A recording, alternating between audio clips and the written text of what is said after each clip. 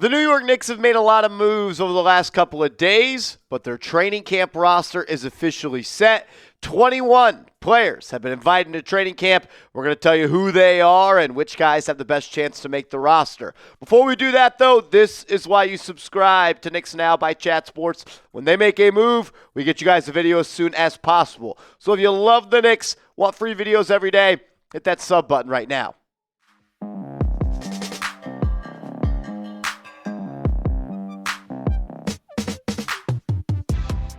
This is New York Knicks Now by Chat Sports. I am your host, Marshall Green. Appreciate everybody for rolling in. Let's dive into it. 21 players have accepted invitations to the New York Knicks training camp. Before we get to that, though, let's start with this. 2 players that we talked about on yesterday's show have been waived by the New York Knicks. That being Dink Pate, a player that has a lot of hype surrounding him, the youngest American ever to be a professional basketball player, and Bryson Warren, the guard who spent time in the G League last year. Both of these players were signed to Exhibit 10 deals. Now, why would they waive them just 24 hours after that? Let's listen to Keith Smith saying the New York Knicks have waived Dink Pate and Bryson Warren. Both players were signed to Exhibit 10 deals to get them to the Westchester Knicks of the G League.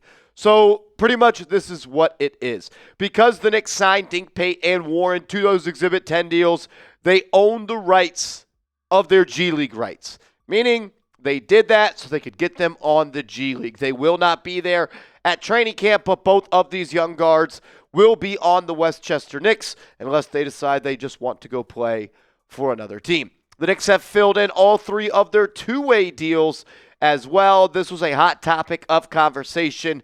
A lot of people wondering which players were going to get the two-way deals. These can continue to stay fluid, but as of the time of recording this video, Kevin McCullough Jr., who was the second-round pick back in the 2024 NBA draft, he finds himself on one of those two-way deals. Trey Jamison III, the big man, we told you guys about him working out for the New York Knicks a couple of days ago. He gets a two-way deal. And Tosan Eblom, I still don't know if I'm saying that correct. I'm trying my best. But the forward who last played for the Brooklyn Nets last year, he is also signing a two-way deal. Let's break down Trey Jamison as a player. Almost 7 feet tall, has been in the NBA for 2 years now, bounced around the league on a couple of different teams. The Knicks clearly are sending a message, in my opinion, by the players that they signed to the training camp roster as well as to their two-way roster, saying they are trying to find a depth center.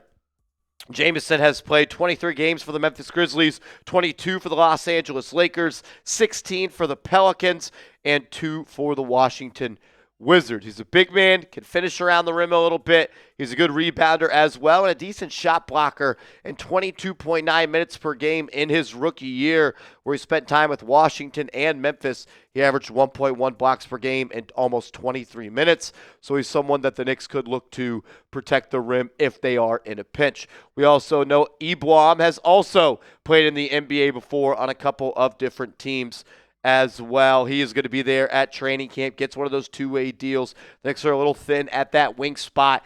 Going to try to develop him, and if injuries do come up, I could see them adding him to the regular season roster. Played 28 games for the Brooklyn Nets last year. You see the stats on screen. He was a solid player. A lot of people in the Brooklyn organization liked him. And then in his rookie year in 2023 and 2024, spent time on 2 teams, the Memphis Grizzlies and the Detroit Pistons. A familiar face inks a two-way deal as Kevin McCullough Jr., the former Kansas Jayhawk, is going to be back on the Knicks, or I guess back in the Knicks program is the better way to say it. I thought he looked good in the Summer League a couple months ago. In the game against the Pistons, had 13 points, 6 rebounds, 3 assists. Didn't shoot all that efficiently in that game. I liked the way he tried to push the pace in transition.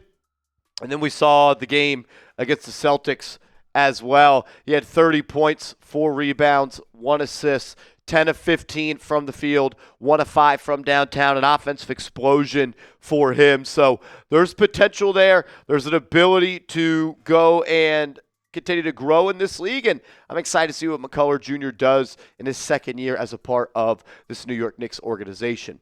Exhibit 9 contracts. What does that mean? That is what Malcolm Brogdon and Landry Shamet have signed with the New York Knicks. Essentially, it is a training camp invite with a non-guaranteed deal that has a pretty much a language in the contract that protects an NBA team from injury. For instance, let's say, knock on wood, Landry Shamet suffers a season-ending injury in training camp or the preseason. The New York Knicks would not be on the books for that money. He would be paid out essentially like $15,000. Kind of break it down from this perspective. We could go ahead and push that across the screen. An Exhibit 9 deal, once a team reaches 14 players on their roster, they are allowed to sign a player to a 1-year non-guaranteed contract that includes an Exhibit 9. The Exhibit 9 guarantees a player $15,000 if he is injured during training camp and then waived. We're going to talk about some Exhibit 10 deals. Those are when a player signs a 1-year non-guaranteed contract. The salary is the veteran minimum and based on years of service. The Exhibit 10 allows a player to receive an $85,000 bonus if he is on the G League team of the respective waiving team for a period of 60 consecutive days. So Exhibit 10 is a deal. Essentially, both 9 and 10 are training camp deals. 9 being more for veteran players where you could protect yourself against injuries in camp or preseason.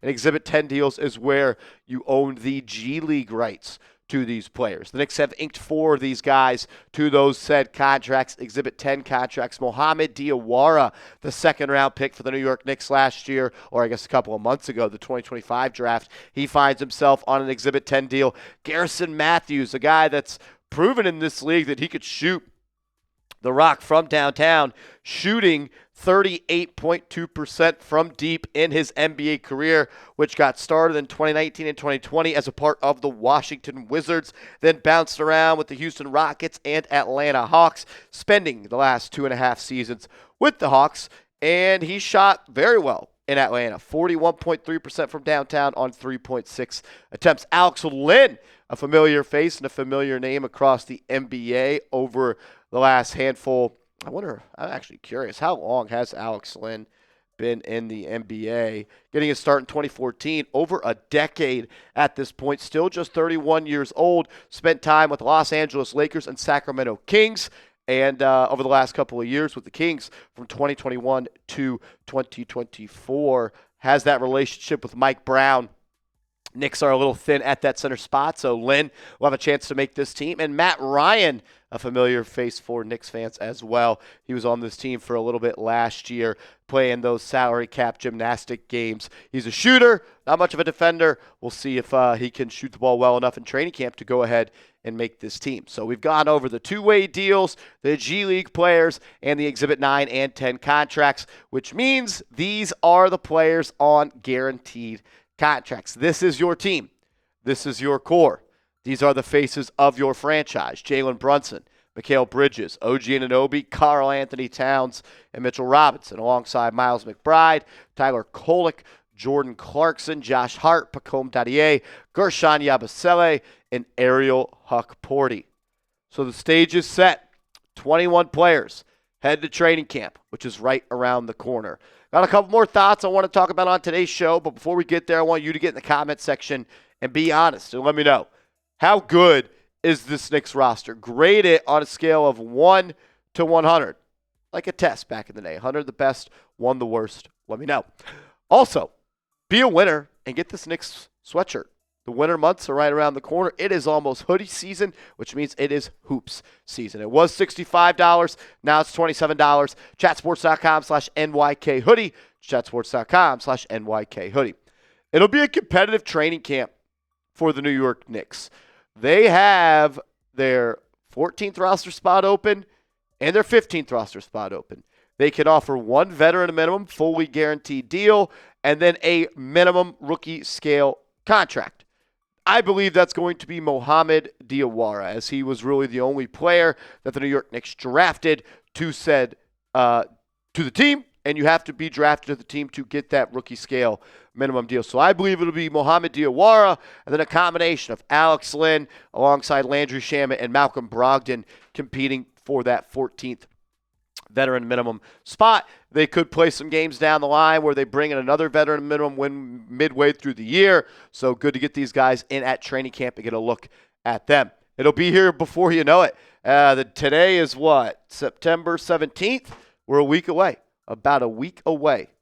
Exactly a week away from training camp being kicked off, which means the NBA season is almost here. And it'll be preseason game number 1 against the Philadelphia 76ers before you know it. October 2nd, the preseason gets kicked off, and we might just be live on the channel for that. Knicks have a handful of preseason games, 2 of them being against the Philadelphia 76ers on October 2nd and October 4th. Then you get to play a bunch of familiar faces, and Julius Randle and Dante DiVincenzo. I wonder if DiVincenzo and Rick Brunson will get into it again on October 9th.